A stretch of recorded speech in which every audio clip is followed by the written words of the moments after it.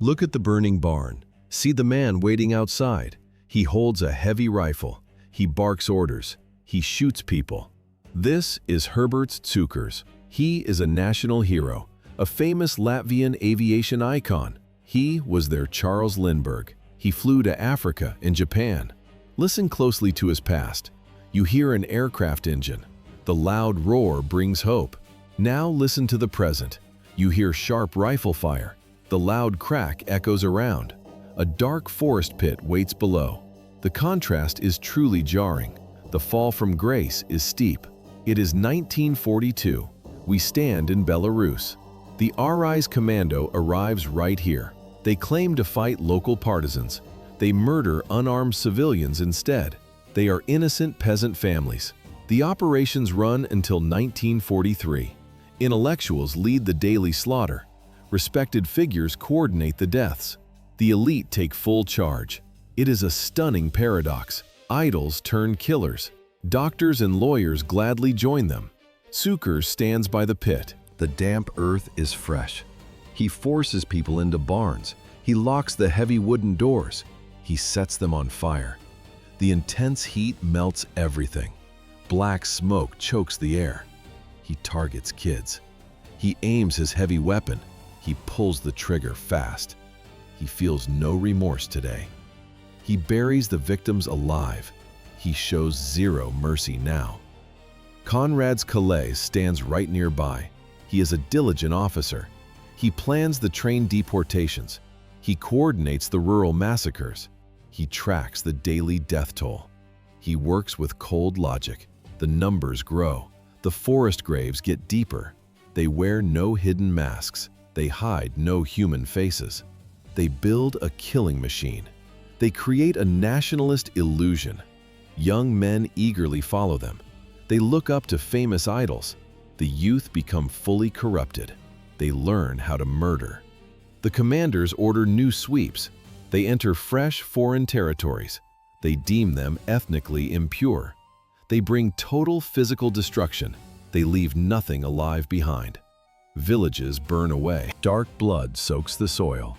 The unit completely burns the settlement to ashes, paving the way for a 31-year-old lawyer named Viktor Arājs to soon gather 1,500 eager recruits at the old police headquarters. 31-year-old lawyer Viktor Arājs stood inside the old police headquarters, a large building located on Valdemara Street, right in the center of Riga. He received direct authority from Franz Walter Stoliker. Stoliker commanded Einsatz Group A, a mobile unit which had just followed Army Group North into the Baltic region. The famous pilot from the previous forest operations was not the only one willing to take this assignment. 1,500 ordinary volunteers quickly gathered around the young lawyer to form a new local auxiliary unit. These new recruits did not need to be drafted or coerced by the occupying military authorities. They walked into the headquarters voluntarily for very mundane reasons, driven by local politics, personal grudges, or simple everyday greed. Some were university students fueled by extreme nationalist ideas. They felt eager to target their own neighbors to settle political scores. Others were regular opportunists who just wanted the chance to loot empty apartments. They took the valuable belongings left behind by the victims. A rough fabric armband worn directly over ordinary civilian clothes provided their only official identification.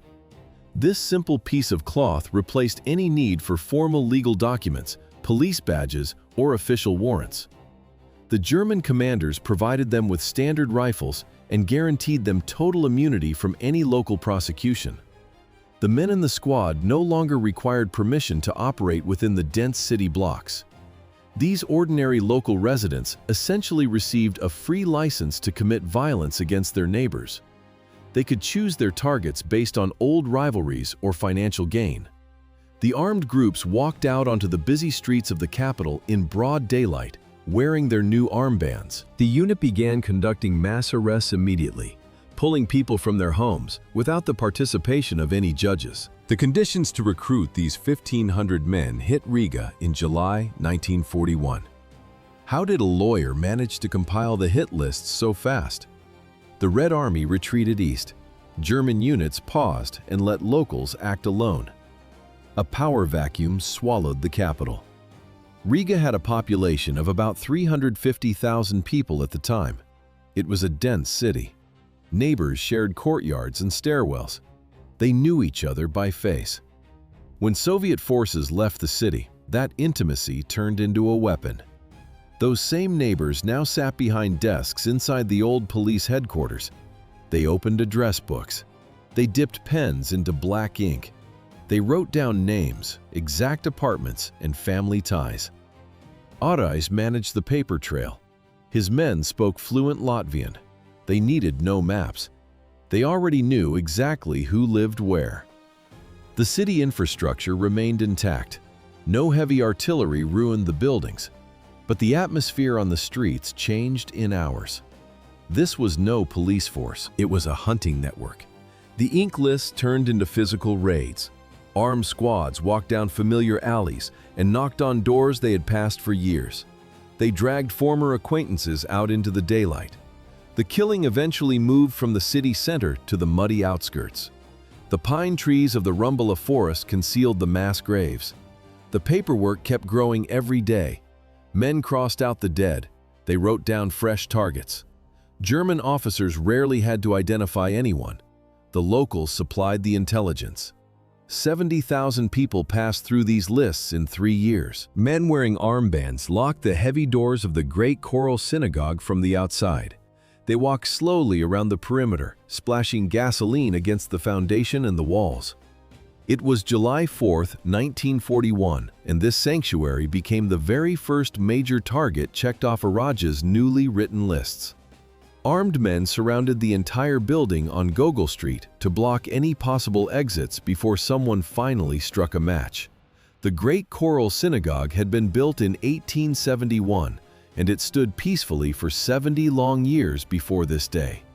Now, the pungent smell of spilled gasoline and burning wood choked the air right in the center of Riga's dense residential blocks. Hundreds of people seeking refuge inside were completely trapped as the flames quickly consumed the large structure. The Arajs Commando did not just stop with the fires at the local synagogues. They immediately moved their operations into the ordinary residential neighborhoods across the city. Men carrying weapons swarmed into the narrow alleys and pushed their way into the surrounding apartment complexes. Familiar city courtyards suddenly became designated places for daytime executions. Neighbors watched quietly from their windows as gunmen they often recognized pulled families down the stairs and pushed them against the brick walls. The shooters checked names off their papers and opened fire with machine guns right in front of the victims' relatives. There were no court hearings, no reading of charges, and no attempts to hide the violence from the public eye. For thousands of others who survived the initial courtyard sweeps, the gunmen had a different plan. Armed guards loaded the remaining arrested residents into the back of transport trucks waiting by the sidewalks. The drivers started the engines and took them far away from the busy city streets. The convoys traveled out to the desolate suburban areas where no one could easily see them. When the vehicles finally came to a halt, the guards forced the people out and made them dig deep trenches on the outskirts. 25,000 people dead in 2 days. The forest of Rumbula on November 30th, December 8th of 1941. Shootings in the quiet Riga suburbs escalated fast. Operations expanded to tens of thousands. 25,000 bodies equal a European town. Buried deep, just erased. Logistics became strict. Victims walked into the woods. Riga ghetto residents, men and women. Guards forced them forward. They used a specific method. They called it the packaging method.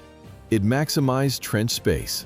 People stripped naked, handed valuables to the guards, climbed down into the massive trenches. They lay face down, directly onto the fresh, bleeding corpses. Human layers stacked to the very top. Shooters stood on the sandy edges, 1 meter from the targets. Bullets struck down. Loud close-range work. Fast without any poison gas. Just rifles and time. Killings moved to the coast. The sandy dunes of Sked, near the town of Liepāja. Soft sand instead of forest soil. The sea was close. The Baltic wind howled. An icy gale blew. It whipped across naked skin. People stood on the beach. They took off their winter coats, dropped clothes on the frozen sand. Fabric piles grew larger. Families stood freezing. They waited in front of the pit. Behind them stood the executioners. Arajs Commando armbands, German gun muzzles. They pushed victims to the edge, fired straight into the sand. The lifeless bodies rolled inward. Blood soaked the white beach.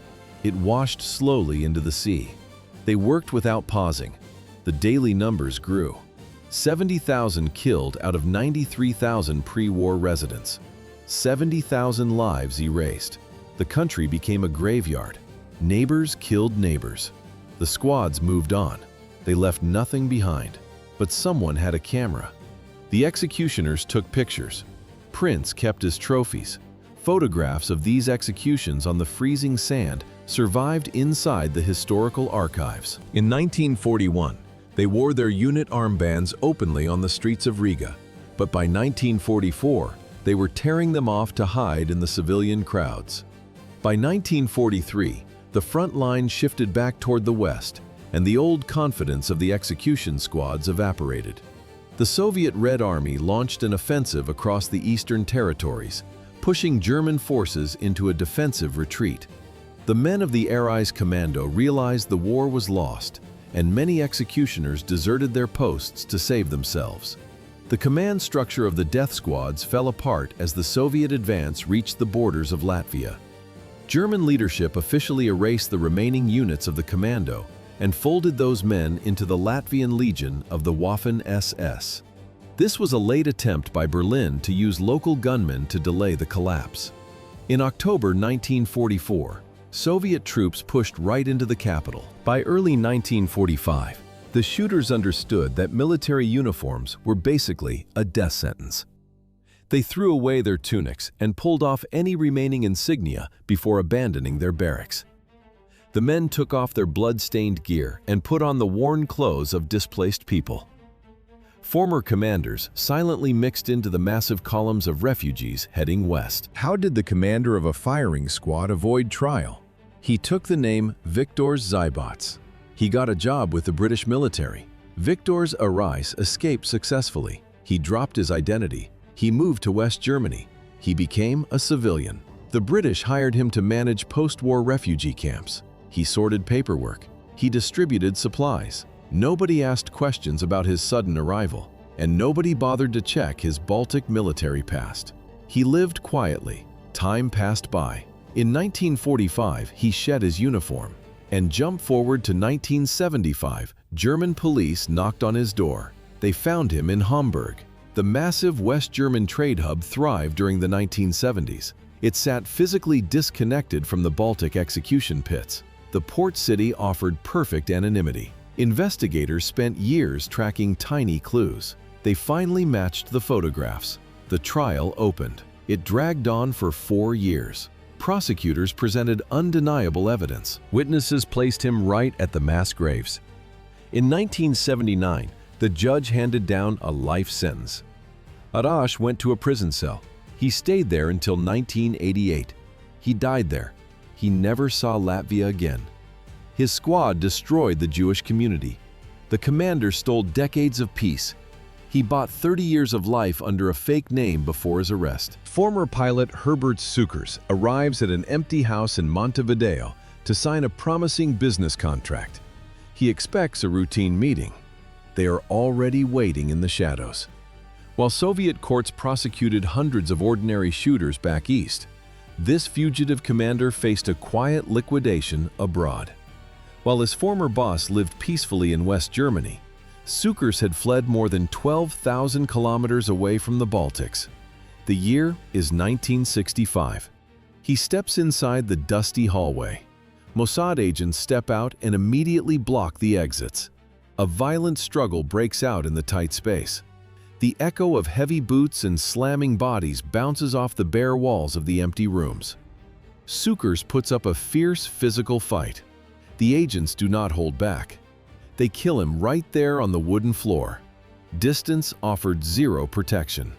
The Israeli intelligence team crossed an entire ocean just to track down this specific target. Inside the Soviet Union, authorities spent decades dismantling the killing unit through formal military tribunals. They actively hunted the rank and file. Between 1944 and the mid-60s, Soviet investigators built extensive cases against the remaining squad members. The courts convicted 352 men.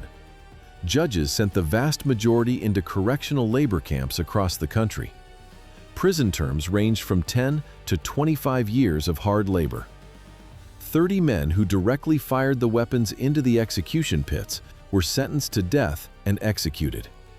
The ordinary men faced prosecutors, crowded courtrooms, and thick case files. The fugitive officers met a much shorter verdict. The strike team did not bother with defense lawyers. A paper list of his crimes remains lying on a trunk next to the dead body in Uruguay. Two specific points sit quietly on the map of modern Riga today. They represent the dense Rumbula forest and the ruined stone foundation of the Choral Synagogue.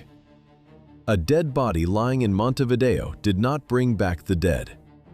Life sentences handed down in Hamburg courtrooms offered no real salvation. Those long-awaited punishments did not rescue the thousands of people who remained forever in the dark woods.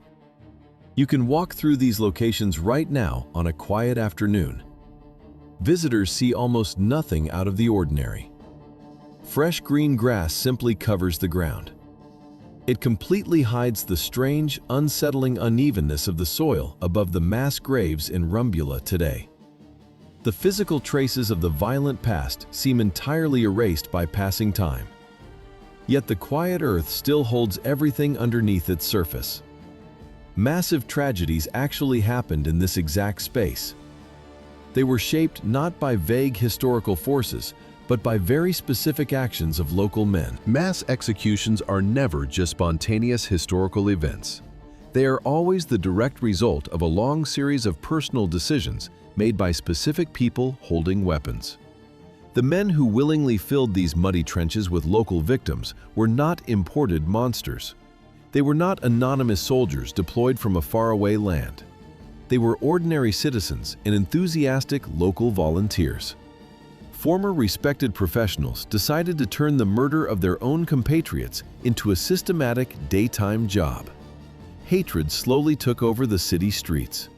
The invisible boundary between an honest neighbor and a willing executioner became dangerously thin and fragile. Normal people stepped out of their comfortable family homes. They picked up their assigned rifles and went to work at the killing sites just outside their familiar neighborhoods. It was a deliberate and conscious choice, and these men made that exact decision over and over again during those terrible months. We look at these physical locations today not to count the immense number of casualties. Instead, we must closely examine the terrible mechanics of human choice during an occupation. A sudden social crisis and a collapse of state authority simply created the perfect environment. Local hatred quickly surfaced and organized itself into a dedicated execution unit. The dirt and thick green vegetation over the deep execution pits have long since overgrown. Nature has completely smoothed out the surrounding natural landscape. But the dusty paper archives have permanently preserved the truth, holding the exact names of those 1,500 neighbors who calmly pulled the triggers.